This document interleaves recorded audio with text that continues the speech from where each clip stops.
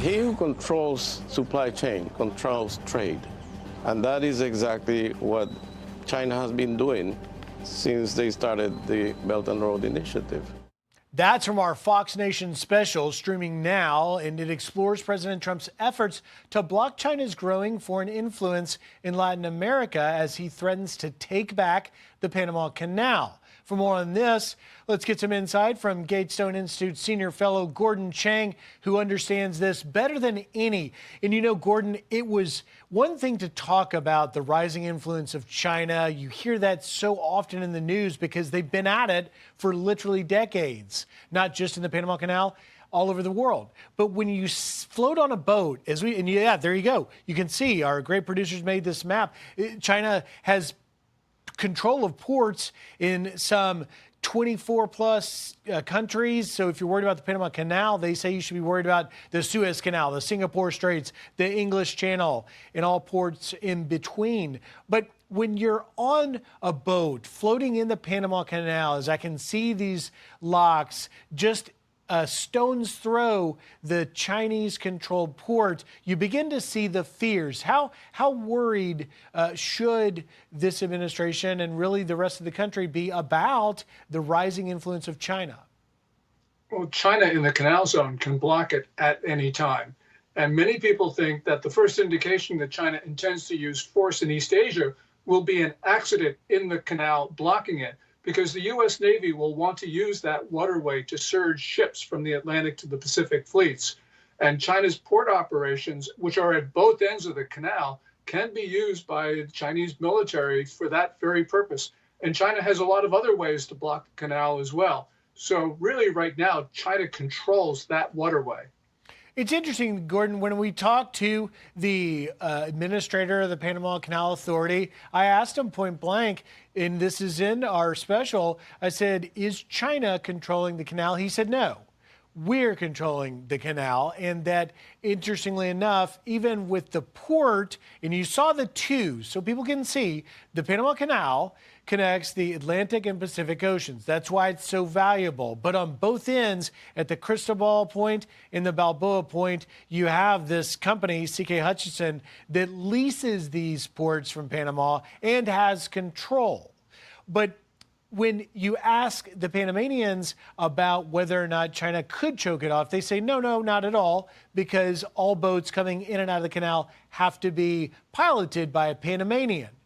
But when we stood there, as these giant cargo ships went through, I yelled at one of them. I said, where are you from? And all the members aboard said, China. You can see it, but yet Panama says it's not a threat. But you disagree. Well, yes, certainly. So, for instance, on those ships, the crew can take over from the pilot that is supplied by the canal zone, and they could actually ram a lock, and that would block the canal. Or they could scuttle the ship in the Culebra Cut, which is a very narrow passageway. Or China could bring down one of the bridges that it's building over the canal. It's now building the fourth bridge. And the Chinese military could take over those port operations in a second, which is what General Laura Richardson said in 2022 when she was the head of U.S. Southern Command. So, yes, China doesn't operate the canal, but it can control it. And that's the important thing. It's control. Well, Secretary Rubio, who gave us that kind compliment, his first trip was to Panama, and a takeaway, a tangible, if you will, from that was that apparently they convinced Panama to rescind the lease of the Chinese ports there under what was a Belt Road Initiative that China started to buy up these ports everywhere. That's at least a step in the right direction, right? There were two steps in the right direction, and both were significant.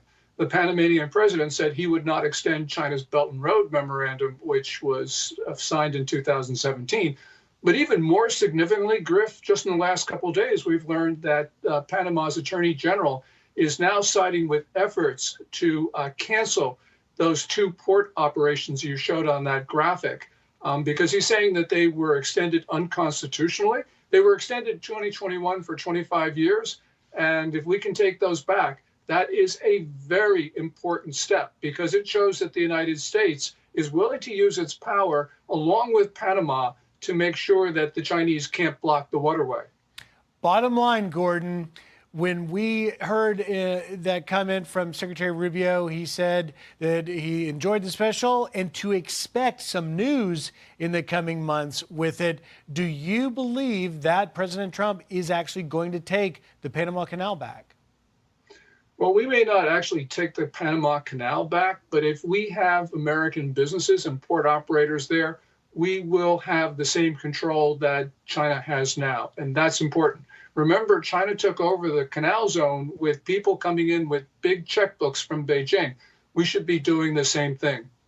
And lastly, actually, it's interesting you say that because the Panamanians said they'd like to work with the Trump administration to help their international maritime strategy, not just in Panama.